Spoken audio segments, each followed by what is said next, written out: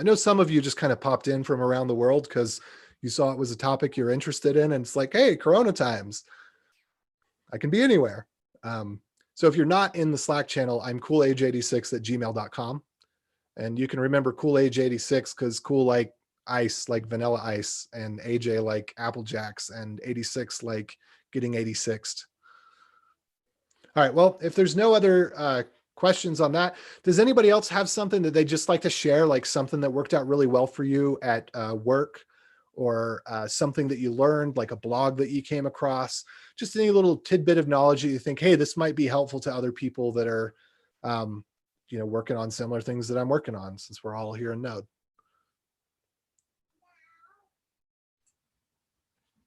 I just started using GraphQL, which is pretty cool. Definitely, I don't know that I like it yet.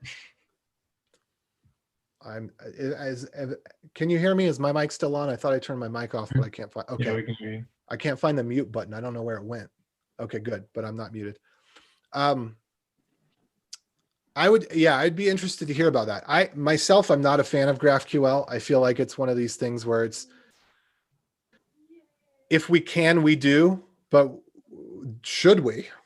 So I'm interested to hear how that turns out for you. The one thing I love about it, which if you don't love, you're not using the right tools, and I definitely would tell you use the right tools, is the autocompletes that you get with the GraphQL Playground and with Graph Playground is awesome. Like that was super cool. And you just see the schemas and all that stuff. I was like, that's really cool. What I really didn't like about it was when you build out the queries and you have to have it in a template screen. I'm like, I don't know. I'm just so used to autocomplete stuff. So it's just, you don't get that. So you just have to type things out. It's just, I don't know. It seemed kind of weird. And you just had to put things in so many different places that I'm feeling like I have the ability to type something wrong way too many times. You might be able to find a plugin to help you with that. Okay, yeah, there probably is. There always is, right? Are you using VS Code? Yes. Okay, because since VS Code came on the scene, and it's been around for a few years, and it's really gotten to a point where it's mature. Even I'm using VS Code now, and I'm a hardcore Vim user, and I'm not using it 100% of the time, but there are occasions where I really like it. Like, for example, right here, this is kind of stupid, but I'm using Markdown. Yeah. But I like the way that Markdown formats the code better than the way that it's formatted normally. So that's a weird use case. But I also find being able to do like control click and then like change all occurrences or go to definition or, stuff like that, which I'm not getting those right now because this is a Markdown file. But if I were to create a JavaScript file, I'd get that. So I highly recommend to anybody to, use VS Code and hit the little plugin bar here and make sure that you've got, good stuff. Oops. Plugins for everything. Yeah. So I really like a lot of the stuff they're doing with that. But also, I was going to ask, have you heard of Graph Curl? Mm-hmm. So it is exactly what you would think it is if you're familiar with curl. Yeah. It's curl with autocomplete for GraphQL. Interesting. Okay. It's spelled GraphQURL. Okay. I'll put a link in here. So I'm pushing this and promoting it. I haven't actually used it myself because I'm not actually using GraphQL for stuff because I find that REST suits me better for the types of things that I'm working on. Or maybe just because I'm an ignorant fool that is unwilling to admit its superiority.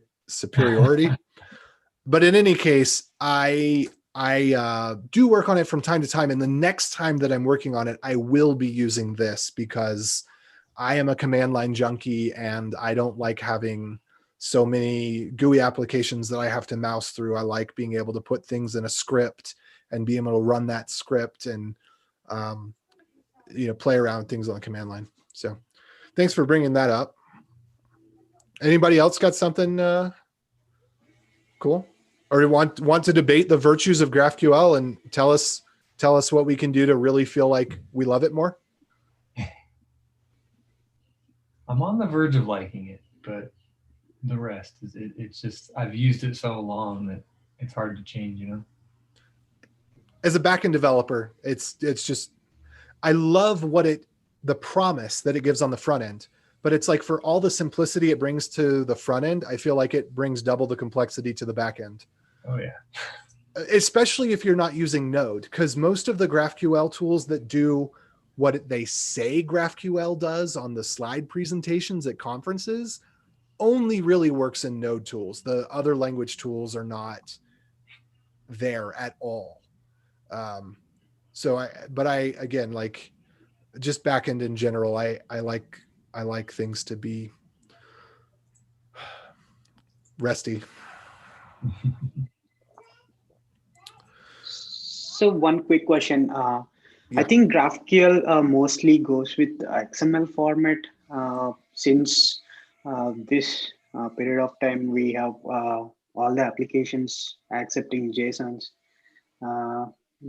Just curious how that is going to fit in so well for enhancement projects.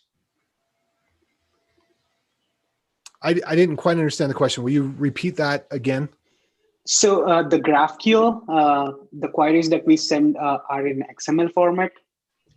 As I just did a basic research. So, but our REST APIs and all, we are in a period 90%, 99% of the stuff is in JSON. So I felt like a bit moving to XML again, but I'm not sure how it is going to affect the enhancements of the projects. I think a lot of that comes down to personal choice. I mean, the XML is not a data format. It is a markup language. So it's meant for documents like a book or a user interface on an app on a phone.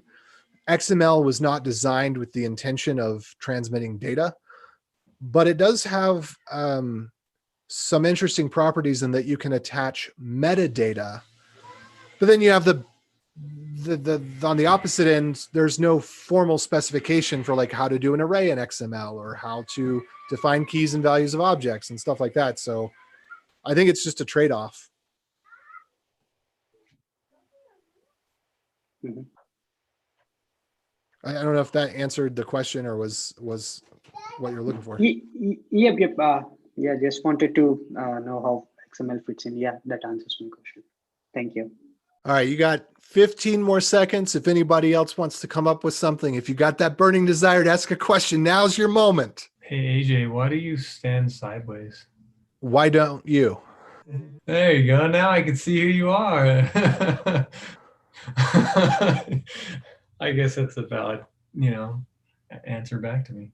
So I've got a kind of a weird desk setup right now. I decided to do the standing desk, and I also record videos, like YouTube tutorial type stuff. And so I have this is a real camera, not a webcam. And then I put my desk in standing mode because I wasn't doing any recording. And so that's why it's sideways, because when I do the recordings, I go like this and I point at the stuff on the screen, and then I da. And then like I point at something on the screen again, because I know when I'm editing it kind of sort of where it's going to be. And so that way I'm trying to make it more interesting. I don't know if it is worth the extra editing time it costs, but yeah. And then the standing desk is why it's at a weird angle, because if I do this, I'm not actually going to do that, but then it would be at a more normal angle at least. Well, I have to go. So thanks everybody for joining. Thanks for participating in the discussion. And I hope to see many of you next month. And for those of you that were just popping in with the topic, thanks for popping in. So AJ, do you normally do this on Tuesdays or Thursdays? Normally we do it on Thursdays, but I am leaving for Christmas. Okay. And so I'm not going to have good internet on Thursday. I'm flying tomorrow. Okay, so but moving forward, it's normally on Thursday then. Yes, it's normally on Thursday. Okay, cool. That's probably why I've never been able to join, because I have another thing I do on Thursdays. Ah. Sad story. All right. So maybe I'll see you. It was nice meeting you. Likewise. Well, I gotta go. I've got some responsibilities to take care of. So y'all have a good night. Adios. Have a good night. That's my responsibility right there.